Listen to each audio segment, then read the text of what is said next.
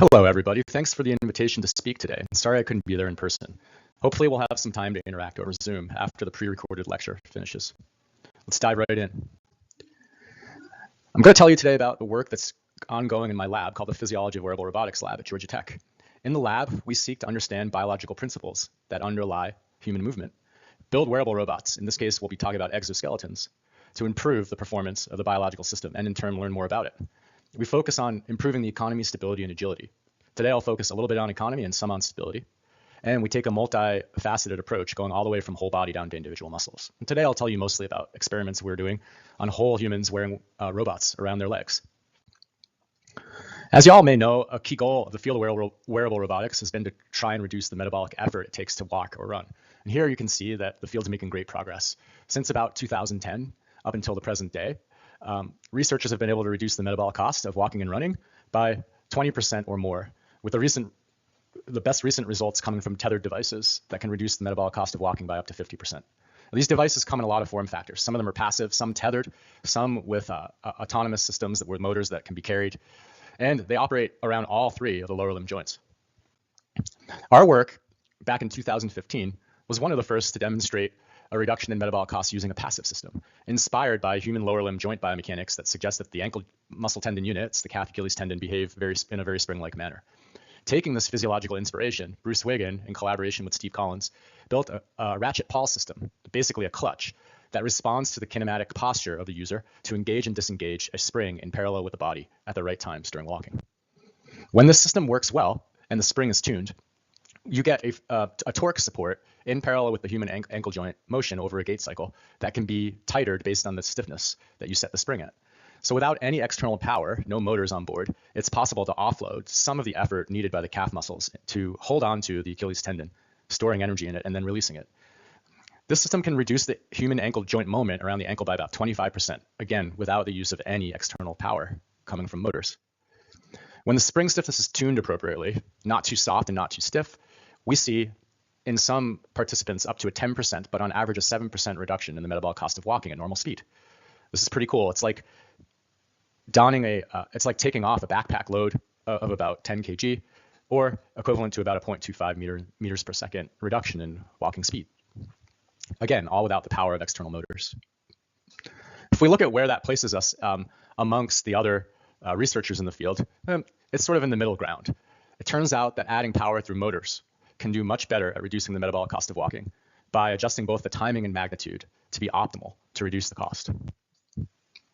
We did want to see how the passive exoskeleton works, and so we did a bunch of follow-up studies using a robotic emulator to behave like springs of different stiffnesses, while we used ultrasound imaging to take a look at what the underlying muscles and tendons were doing when we applied passive elastic assistance around the ankle. And in these studies led by Rich Knuckles, we found an interesting result, which was that we could recover the metabolic reduction at intermediate spring stiffness at 1.25 meters per second. And also for fast walking, we could get a significant reduction in metabolic cost. But we were not able to find a benefit of parallel springs at intermediate walking speeds. This may be because the complex interaction between the exoskeleton spring and the calf Achilles tendon has some penalties at mid-ground speeds that don't exist at slower and faster speeds. We also followed up by testing passive form factors around the hip. In some work by Ben Schaefer and co-advised by Dr. Aaron Young, we used an emulator, again here, to simulate different spring stiffnesses around the hip while people walked on a treadmill. And in the same way that we did at the ankle, we could titer the amount of torque support by changing the stiffness and equilibrium angle of a virtual spring controlled by software worn around the human hip during walking. We did an experiment where we explored the stiffness and equilibrium angle over a number of sessions and then validated in a follow-up session after discovering the optimal setting for each individual. What we found was an interesting relationship between stiffness and equilibrium angle, whereby here the cool colors represent largest reduction in metabolic cost. What we found is we could get about a 10% reduction, similar to what we saw at the ankle, with a small stiffness and an equilibrium angle that was somewhere in the intermediate zone. In follow-up experiments, we were able to verify these metabolic reductions across all individuals, opening the pathway for using passive assistance also around the hip. We were interested to see whether or not this strategy could also be useful for people who are older. Older adults in the community typically have more compliant Achilles tendons. And so the idea was that if we put a spring on older adults, perhaps we would get a larger benefit than what is seen in young adults. In this experiment, we also compared to motor-like solutions, where we used the Defy Exoboot to exert a torque that produced positive work around the ankle, and compared it to the Defy Exo boot simulating an elastic spring. What you can see up here is that the reductions in metabolic costs with respect to the zero torque condition were quite small for the spring solutions, pictured here in pink, for the young adults, just like we'd found before. But for the older adults, we found no benefit of spring-like solutions around the ankle. In the dark blue here, you can see our results from using motors of low, medium, and high strength to produce positive work around the ankle joint that aids propulsion. What I want you to notice is that for older adults, there's a bigger bang for the buck. That is, more metabolic benefit comes from assistance using motors for older people among us. This is interesting and promising because it suggests that for people who start out in an ability challenge state, motored or powered exoskeletons may be more effective than for those who are young. Another interesting result here was that we found that the manner in which this ankle exoskeleton was assisting older adults and younger adults was by offloading the hip rather than locally at the ankle. What about stroke survivors? We've also spent a bit of time trying to understand whether or not powered exoskeletons, in this case around the ankle, can help people who have suffered a stroke reduce their energy cost of walking. In collaboration with colleagues at UNC and UNC Chapel Hill and North Carolina State, and led by Emily McCain, we embarked on a series of studies where we used the EMG signal from stroke survivors in a proportional myoelectric control mode with a auto speed adjustment to increase the assistance across speed on a treadmill, and studied whether or not increasing the speed and the assistance simultaneously could derive a metabolic benefit for stroke survivors. What we found here was a lot of uncertainty about whether or not ankle exoskeletons can be effective. What you're looking at here is across speed increasing from left to right, and then the average across the speeds here, that the unassisted ankle joint produces net negative work. This is on the paretic limb of stroke survivors, and what it suggests is that stroke survivors actually don't push much. Their ankle joints behave more like brakes on the paretic side. And when we applied the exoskeleton, we were able to flip that narrative and turn the paretic ankle into a motor. This points toward the possibility that we would also see metabolic reductions because we were able to switch the biomechanics from braking to powering on the paretic limb.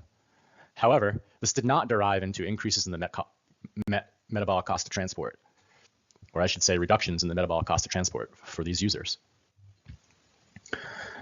Current studies at Georgia Tech are following up on this work around the ankle by also looking at the hip. Possibly, it may be more effective to assist stroke survivors where they're providing compensation at their hip rather than at the ankle joint where there's a deficit. In work with Aaron Young, Kinsey Heron, and Amy Pan, we were able to show that a hip joint exoskeleton, bilaterally powered, could increase propulsive ground reaction force for people post-stroke. Currently, we're working to optimize the assistance both at the ankle and the hip in order to improve results and improve cost of transport. In this approach, we can, while the user is walking online, adjust the symmetry of an exoskeleton and the intensity in order to reduce metabolic costs within a session and over sessions.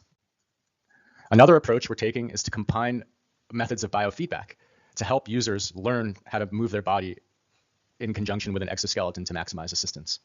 And this work is also with Aaron Young and Trisha Kezar at Emory, with Kinsey Heron and Emily Upton providing support. We also have a large team of graduate students now working on both hip and ankle exoskeletons with and without biofeedback to improve the walking gait of stroke survivors. I've told you a little bit now about what exoskeletons might be capable of, both passive and active devices, and how we can improve their performance by using optimization and or biofeedback. One thing to note is that passive devices, while lying in the middle ground, could often be cheaper and simpler to maintain, and so we shouldn't abandon passive solutions as a way forward. It's also important to note that many of the devices that are most effective at reducing cost power the joints, and especially at proximal joints like the hip.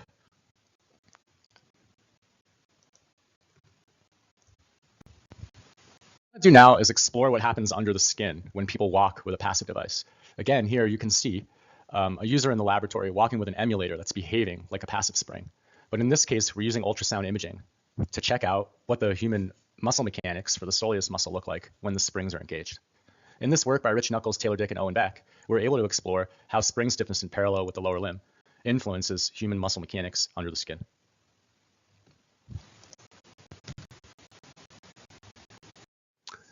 Here I'm showing the force versus time of the soleus muscle estimated from inverse dynamics for spring stiffnesses going from zero stiffness or the unpowered or the zero spring condition, 0 Newton meters per radian, all the way up to very stiff springs. As expected, you can see the muscle forces going down, and this happens in stance overall and also in early, mostly in late stance where the push-off phase occurs. What's interesting is this is also accompanied by longer average muscle fascicle lengths. And what this really means is that as the person uses the exoskeleton spring, not only do they get a reduced muscle force, but they also are able to operate their muscles at longer lengths, which puts them in a more optimal region of the force length curve. That is, they can get more force out per unit muscle activation. And essentially, we're increasing the capacity and reducing the demand of the calf muscles at the same time. We think that this is probably what's behind the reduction in the metabolic cost at these intermediate spring stiffnesses. Not only are we increasing the capacity, but we're also reducing the demand. So if we think a little bit further and beyond the whole body and think about how the muscle mechanics are changing, it sets up this paradigm that we would think of as muscle in the loop, where, for example, an exoskeleton with an image in loop might be able to drive muscle mechanics to optimal positions for producing work or producing force economically. In this way, we imagine a closed loop feedback system, again, based on some sampling, either in real time or based on models of the muscle dynamics themselves, and placing this into the loop of optimal controllers. What that could unleash is the idea that over longer time scales, we may be able to combat things like muscle loss due to sarcopenia and aging, or build muscle before a period of intense activity. For example, a soldier who might be entering theater and needs to train. One thing we're also working on is the idea of, instead of using exoskeletons to power movement, instead use them to resist movement in an exercise training mode. Again, with the promise that over longer timescales, wearable robots may be able to prophylactically fend off sarcopenia and other muscle volume loss over time and keep people moving more and more later into life. Okay, so I'm going to switch gears a little bit now and begin to talk a bit about some of our work in stability and unsteady movement. To do this, we're going to examine perturbation recovery with and without exoskeletons. And we have a number of different modes in which we can do this. Hopping experiments where we remove the floor, which I won't talk about today, slipping treadmill belts in studies led by Paul Galiski from the lab, and also moving the floor rapidly to try to perturb standing balance, some work that was done by Owen Beck and Max Shepard in the lab. Let's start out with standing balance. So imagine a perturbation that pitches the person forward due to a platform moving backward, and think about the sensory motor response and whether or not an ankle exoskeleton that can rapidly adjust the center of pressure may be able to help arrest a forward fall. Well, this is exactly what we did in this experiment. We programmed the Defy exoboots to come on artificially fast, that is within the reflex latency of the human system, and also in concert or simultaneous to the human physiological response. You can see those torque inputs from the exoskeleton here in red, artificially fast, and in blue, physiologically delayed. The gray curve is the native human physiological response during a standing balance perturbation. Here's a look at what the experiments looked like in the lab. There you can see platform perturbation, and here you can see platform perturbation where the exoskeleton intervened. Now, what we did to measure balance is we checked to see how large we could perturb a person before they needed to take a step more than 50% of the time. What we found was that an artificially fast exoskeleton torque control strategy was able to improve a surface translation magnitude that caused 50% loss of balance by about 10%. But the physiologically delayed strategy did not have any appreciable effect. What this suggests is that exoskeletons that are designed to improve balance may need to be faster than the human reaction. Another approach that we're taking, this is a collaboration with Kristen Jakubowski, who's a postdoc in the lab and headed to University of Michigan, and Dr. Lena Ting and Aaron Young, is to use model-based prediction based on center of mass state of what the lower limb joint torque should be in order to respond to a surface translation. Kristen's doing human experiments to extract this multi-joint strategy as a function of center of mass perturbation state, and eventually we'll place this into exoskeleton control strategies that might operate at multiple joints. Moving on to some other types of perturbations. Here, in work done by Paul Galiski, instead of moving a platform, we slip the belt on a treadmill. There you can see a slip on the right leg. And we can do these slips either early and late in the stance phase of a limb, which has very different effects on the mechanical energetics seen at the center of mass during the perturbation. But Paul was interested in whether passive elastic exoskeletons around the hip that supplied part of the torque angle relationship during walking could improve stability. He built a large rotational spring-loaded exoskeleton on a lower limb back or on a trunk back orthosis frame in order to test EBS. Here you can see a person walking. There they slip. This time the exoskeleton coils up and helps that foot get back out in front faster due to spring coil. Paul characterized the exoskeleton so that we could extract out the contribution of the device versus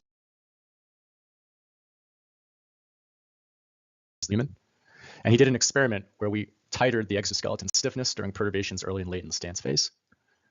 And what he found was a very interesting result, which is that the exoskeleton, the passive device, could not improve the mechanical stability as measured by whole body angular momentum for any spring stiffness.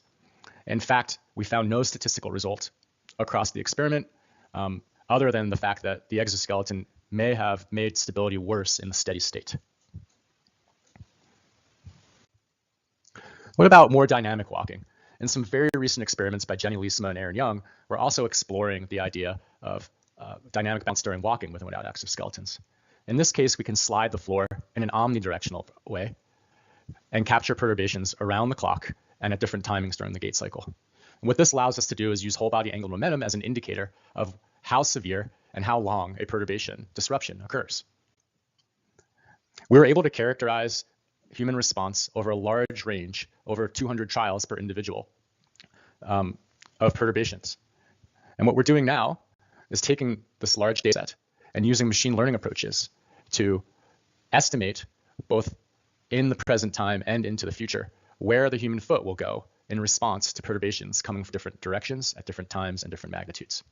And Jenny Liesema has also built a 2 degree of freedom exoskeleton that can assist with foot placement. The idea is that driving the foot placement command with a learned response from large data sets may be an important path forward to improving balance during more dynamic tasks.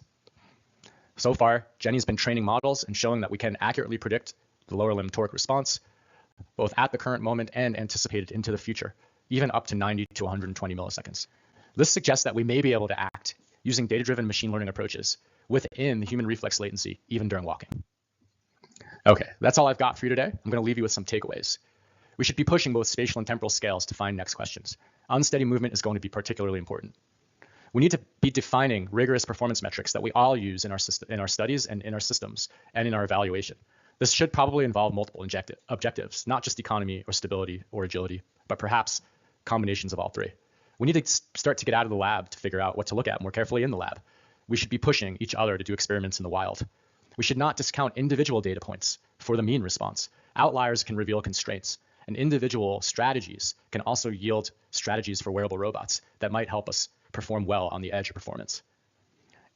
In studies, it's cool to show what things do, but it's also, and potentially even cooler, to show people how and why things work. Looking deeply into the physiological response while people walk and perform with wearable robots will be a critical way to move forward. Finally, it's good to observe and establish associations, but really, experiments need to be causal. We should be getting in the loop and controlling independent variables while we observe outcomes.